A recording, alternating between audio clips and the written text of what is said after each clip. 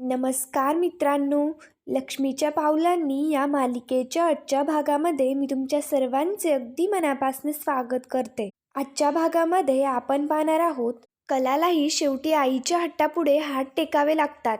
त्यामुळे तीही नैनाच्या लग्नासाठी तयार होते. कलाची आई कलाला सांगत असते, जर त्या चांदेकरांच्या घरात आपल्या नैनीचं लग्न झालं तर विचार कर की तिचं किती भलं होईल. त्यानंतर कलाची आई नैनाला तेथून उद्याच्या तयारीसाठी घेऊन जाते. तर कलाचे बाबा टेन्शनमध्ये स्वतःशीच म्हणतात, उद्या चांदेकरांच्या घरी जायचंय खरे, पण त्यांना जर आमची खरी परिस्थिती समजली तर काय होणार आहे काय माहिती. त्यानंतर इकडे चांदेकरांच्या घरी सगळे जेवणासाठी बसलेले असतात. सरोज वहिनी जरा टेन्शनमध्येच असते. रजनी विचारते की कसली एवढी काळजी करता. तर लगेच सरोज वहिनी आबांना विचारते की तुम्हाला ती मुलगी नैना कशी वाटतीये. तर आबा म्हणतात की जन्माची जोडीदारीण ही अद्वैतला निवडायची आहे, त्यामुळे त्यालाच विचारा की ती मुलगी कशी वाटली येते. त्याला जर ती मुलगी पसंत असेल तर बघू पुढं काय ते. आबा सरोज वहिनीला धीर देत म्हणतात की लग्नाच्या गाठी या वरच बांधलेल्या असतात, त्यामुळं आपल्या अद्वैतला योग्य ती जोडीदारी नक्की मिळणार बघ. मग एकदा का मन आणि कुटुंब जोडली गेली तर समद छान होतंय बघ. पण मात्र मध्येच संगीता म्हणते की किती छान समजावता आबा तुम्ही, पण माझ्या लग्नाच्या वेळी हा विचार नाही केला का कोणी. तर सगळेच आश्चर्याने संगीताकडे पाहायला लागतात. त्यानंतर इकडे दुसरीकडे कला जरा टेन्शनमध्येच असते. तिला आईचं बोलणं आठवत असतं. म्हणजेच की आई म्हणत होती, एकदा का आपली नैनी जर चांदेकरांच्या घरात गेली तर ती लय श्रीमंत होणार.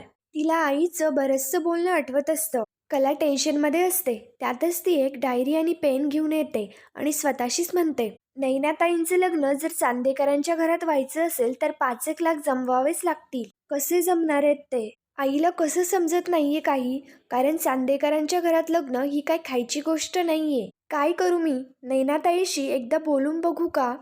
इकडे दुसरीकडे रोहिणी म्हणत असते की माझ्या मनाचा कोणी विचारच केला नाही. आबा जेवणाच्या भरल्या ताटावरनं उठायला लागतात.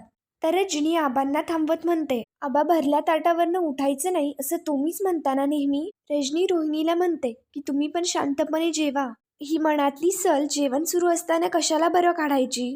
रोहिणी म्हणते, फक्त जेवणाच्या वेळी नाही तर ही सल दिवसभर माझ्या मनात असते. रजनी म्हणते, वंस तुम्ही शांत व्हा. तुमच्या बाबतीत जे काही घडलं त्यात आबांची काय चुकी आहे. तुमचं सगळं चांगलं व्हावं असंच त्यांना वाटत होतं ना. रोहिणी म्हणते, माझा विषय जाऊ दे, पण निदान अद्वैतचं तरी त्याच्या मनानुसार लग्न होऊ दे. मला काय वाटतंय की यात अद्वैतचं काय मत आहे, त्याला कोणाशी लग्न करायचं हे कन्सिडर करायला हवं. त्यानंतर इकडे दुसरीकडे नैनाला अद्वैत बरोबर घालवलेले काही क्षण आठवत असतात. त्यामुळे ती खूपच आनंदात असते. स्वतःशी सजत असते. तेवढ्यात तिथे कला येते. कला नैनाकडे येते आणि नैनाला म्हणते की तुला मी हेड मसाज करून देऊ. तर नैनाही होकार देते. कला नैनाचा हेड मसाज करत असते. तर नैना म्हणते, मला जर कोणी विचारलं की आपल्या घरातला सगळ्यात सुखाचा क्षण कोणता तर मी हाच सांगेल, तुझ्या हातात ना जादू आहे. मी जेव्हा चांदेकरांच्या घरी लग्न होऊन जाईन ना तेव्हा मी ही गोष्ट खूप मिस करणार आहे. नैना म्हणत असते, पण तेव्हा मी पैसे खर्च करून कोल्हापुरातल्या सगळ्यात बेस्ट सलॉनमध्ये जाईन. नैनाचा हा सगळा उत्साह पाहता कला तिला म्हणते, आपल्याला जर एखाद्या गोष्टीचा आनंद घ्यायचा असेल तर तो मनापासून घेता आला पाहिजे ना. दुसऱ्यांच्या पैशांवरती जर सलॉनमध्ये गेलं तर सलॉनमध्ये गेल्यानंतर ते पैसे दुसऱ्याचे ही बुणबुण मनात राहणारच ना ग. जर आपण स्वतःच्या पैशाने जर पार्लरमध्ये गेलो किंवा कुठेही गेलो तर तेव्हा खरा आनंद मिळतो. जर स्वतःच्या जीवावरती पैसे कमवायला लागलो तर दुसऱ्यांच्या मनात आपल्या बाबतीत आदर येईल. पण तू का हा विचार नाही करत.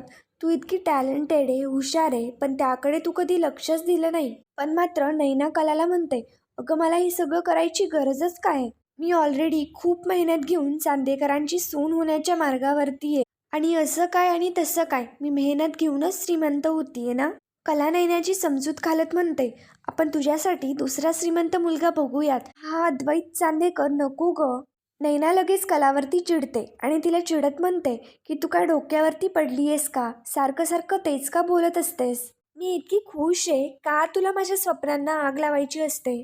कला नैनाला म्हणते, अगं फक्त मी तुझी समजूत घालतीये, मला दिसतंय पुढे काय घडणार आहे ते. नैना कलावरती खूप ओरडते आणि तिला तेथून तिच्या रूममधनं काढून देते. इकडे दुसरीकडे अद्वैत सगळ्यांना सांगू तुम्ही जर मला विचाराल तर मला त्या नैना खूप छान वाटतात, हुशार सुद्धा आहेत. पण ऑफकोर्स की फायनल डिसिजन हा तुम्ही सर्वांनी घ्यायचा. आईला मी मला काय वाटतंय ते सांगितलंच आहे, पण शेवटी तू म्हणतीयस तसंच होईल. आबा सरोजची समजूत घालत म्हणतात की तू नगं टेन्शन घेऊ.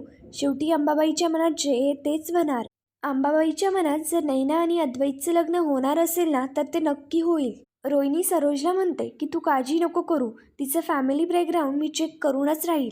ते सगळं पाहता रोहिणी स्वतःशीच म्हणते, अंबाबाईच्या मनात काही जरी असलं तरी मी अद्वैत आणि नैनाचं लग्न लावूनच राहणार. जर वहिनी तुला आणि अद्वैतला दुःखात बघायचं असेल ना तर ती नैना या घरात सून म्हणून यायलाच हवी. त्यानंतर दुसऱ्या दिवशी सकाळी रोहिणी नैनाच्या घरची सगळी कुंडली काढण्यासाठी निघालेली असते. त्यानंतर दुसऱ्या दिवशी नैनाचे बाबा टेन्शनमध्ये असतात. नैना तिथे येते आणि तिच्या बाबांना म्हणते की बाबा तुम्ही खर्चाचा विचार करताय ना. नैनाचे बाबा तिला म्हणत असतात, कवा पैसा निघून जातो हे समजतच नाही बघ. नैनाचे बाबा टेन्शनमध्ये असतात की एवढा पैसा कुठून आणायचा. नैना तिच्या बाबांची व्यवस्थित समजूत घालते. पुढील भागामध्ये आपण पाहणार आहोत, राहुलने नैनाला फोन केलेला असतो आणि तो नैनाला म्हणतो की माझ्याकडे तुमच्या दोघांसाठी मस्त प्रपोजल आहे. नैना विचारते की कसलं प्रपोजल.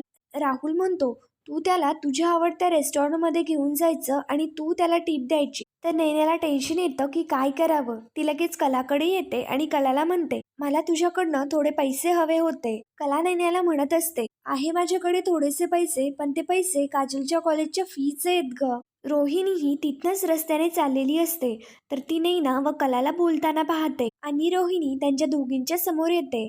रोहिणीला पाहता नैनाला खूप मोठा धक्का बसतो.